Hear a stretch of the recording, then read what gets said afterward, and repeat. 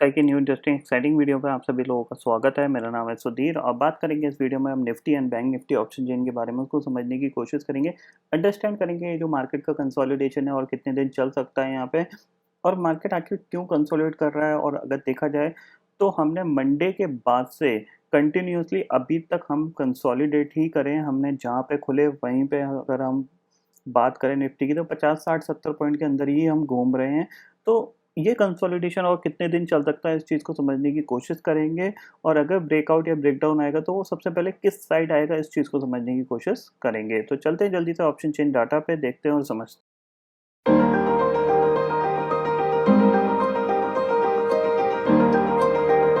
क्या हूँ एनएससी की वेबसाइट पे, जहाँ पे हम Nifty and bank Nifty option chain data समझने की कोशिश कर रहे हैं। तो सबसे पहले आज की क्लोजिंग आप देख सकते हो, 21 पॉइंट निफ्टी चढ़ के बंद हुआ है 11,355 पे। और ये कह सकते हैं कि काफ़ी इंपॉर्टेंट चीज़ है, क्योंकि 11,300 को निफ्टी ने कंटिन्यूसली क्लोजिंग बेसिस पे होल्ड किया है। तो ये बता रहा है कि मार्केट में जो नीचे की जो डाउन साइड है वो बहुत ज़्यादा लिमिटेड है और बिना कोई नेगेटिव टिगर के मार्केट नीचे जाना नहीं चाह रहा। तो इसीलिए यहाँ पे आज भी निफ्टी ने 11,250 का लो बनाया था, बट वहाँ से जो क्लोजिंग आई वो 11,300 के ऊपर ही क्लोजिंग आई है। तो डे लो से हमने ऑलमोस्ट ऑलमोस्ट देखा जाए तो 100 पॉइंट ऊपर ही क्लोज किया है। अगर आपको यहाँ पे ऑप्शन चेंज में देखें तो यहाँ पे देखते हैं कि हो क्या रहा है। देखो 11,300 के पुट पे आपको क्लियरली यहाँ पे 21,69,000 का ओपन इंटरेस्ट दिख रहा होगा यहाँ पे। और अगर हम यहाँ पे कॉल की बात करें तो 11,300 की कॉल पे कितना है, सिर्फ 10,88,000 का ओपन इंटरेस्ट यहाँ पे दिख रहा है। अगर हम समझने की कोशिश करें कि ऊपर की तरफ जो कॉल राइटर्स हैं वो कहाँ पे हैं, वो 11,400 पे आपको यहाँ पे कितना दिख रहा है, 22 लाख का ओपन इंटरेस्ट। इवन 11,500 की पे आपको 26 लाख का ओपन इंटरेस्ट दिख रहा है। हाईएस्ट ओपन इंटरेस्ट देखा जाए तो वो 11,600 की पे है, जहाँ पे कि 28,99,000 का ओपन इंटरेस्ट है। नीचे जो सपोर्ट है इंपॉर्टेंट, वो आपका 11,300 ही है और इसको कंटिन्यूसली होल्ड कर रहा है। यानी 11,200 और 300 के जो जोन है निफ्टी का, काफ़ी इंपॉर्टेंट कह सकते हैं। इसके अंदर एक्यूमुलेशन फेज वाला जोन है, जहाँ पे ज़्यादातर लोग इस पोजीशन पे आने पे बाइंग ही कर रहे हैं। अगर हम चार्ट पे समझने की कोशिश करें तो उसको देखते हैं कि सबसे पहले देखो निफ्टी का चार्ट। ये 15 मिनट का वो चार्ट है जिसको हम पिछले मंडे से हम कंटिन्यूसली फॉलो कर रहे हैं। इसमें मैंने कोई भी चीज़ें चेंज नहीं करी हैं इसमें, एज इट इज सेम डिक्टो है। आप देख रहे हो इस चैनल के अंदर निफ्टी स्टिल कंसोलिडेट करने की कोशिश कर रहा है। तो सिंपल सी चीज़ है कि हम जब ट्रेड करेंगे तो इस चैनल के बाहर निफ्टी कहीं निकले वहाँ ट्रेड करेंगे। और मैं मंदी करने के मूड में बिल्कुल नहीं हूँ। मैं पिछले ऑलमोस्ट अगर बात करें तो 6-7 दिन से कंटिन्यूसली मैं तेज़ी की ही बात कर रहा हूँ।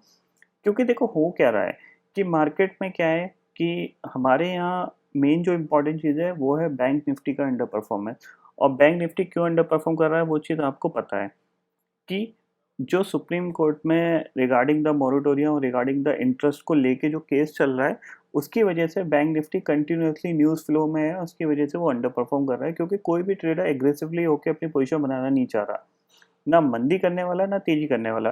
क्योंकि मंदी करने वाला ये सोच के नहीं बना रहा है कि कोई अगर पॉजिटिव न्यूज़ आ गई तो बैंक निफ्टी शूट अप कर जाएगा, क्योंकि अंडर परफॉर्म कर रहा है।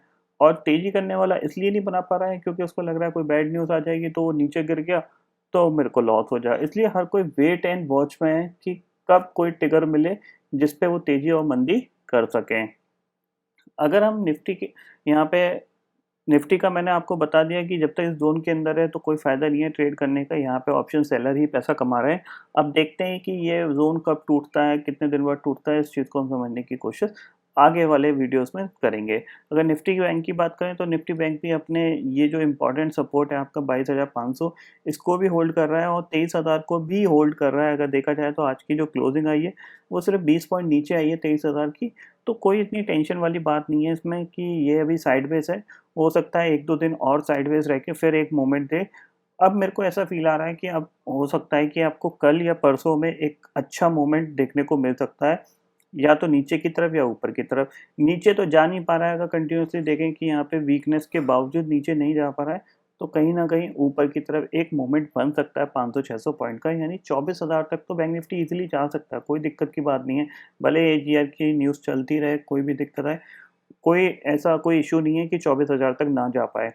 तो एक मूवमेंट ऊपर की तरफ बन सकता है अगर हम 23,200 के ऊपर निकलते हैं। एक चीज़ को इस चीज़ को ध्यान रखिएगा, 23,200 के ऊपर एक एक ऊपर की तरफ मूवमेंट बन सकता है। कहाँ तक का बन सकता है? करीब करीब 23,600 23,900 तक का, और 24,200 फाइनल टारगेट होगा। तो अगर हम इस चैनल के अंदर दोबारा आते हैं तो आपको 24,200 तक के टारगेट आपको मिल सकते हैं। इस चीज़ के लिए आप पहले से ही प्रिपेयर रहिएगा। डाउ फ्यूचर की बात करें तो देखो अभी 90 पॉइंट ऊपर कामकाज कर रहा है। हालांकि आज यूएस मार्केट बंद है, तो कोई ज़्यादा आपको क्यूज मिलेंगे नहीं। कल सुबह देखेंगे कि कल सुबह डाउ फ्यूचर कैसा खुलेगा। और अगर यहाँ पे एक चीज़ देखने को है, देखो यूएस मार्केट में काफ़ी अच्छी प्रॉफिट बुकिंग आई है। आप देख रहे हो ये काफ़ी अच्छी प्रॉफिट बुकिंग आई है। तो अगर मैं यहाँ पे आपको लास्ट ट्रेडिंग सेशन अगर मैं डाउ जोन्स का दिखाने की कोशिश करूँ आपको, तो आप देख रहे हो कितनी शार्प प्रॉफिट बुकिंग आई, लेकिन एंड में ये रिकवरी आ गई। तो इट इंडिकेट्स कि कहीं ना कहीं मार्केट में नीचे की तरफ जो प्रॉफिट बुकिंग आई थी वहाँ पे एक्यूमुलेशन भी हो रहा है। तो हो सकता है एक दो दिन यहाँ पे मार्केट कंसोलिडेट करके डाउ जोन्स और यूएस मार्केट फिर ऊपर की तरफ बढ़ने की कोशिश करेंगे। तो अगर यूएस मार्केट ऊपर जाएंगे तो हम भी नीचे ज़्यादा देर तक टिकेंगे नहीं। हमारे जो इंटरनल न्यूज़ फ्लो है जैसे वो ख़त्म होंगे फिर मार्केट अपनी चाल को पकड़ने की कोशिश करेगा। तो उसके लिए आप पहले से ही तैयार रहिए।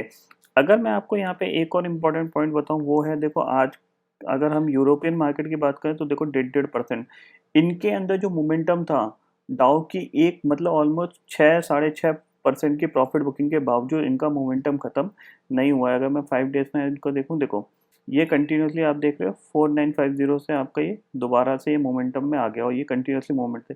सिर्फ ये एक ट्रेडिंग सेशन था जिसमें ये ऊपर से स्लिप कर गए थे, मतलब 1.5% ऊपर खुले थे, वहाँ से ये फ्लैट बंद हुए थे, लेकिन यहाँ से ये कंटिन्यूसली इनका मोमेंटम चल रहा है।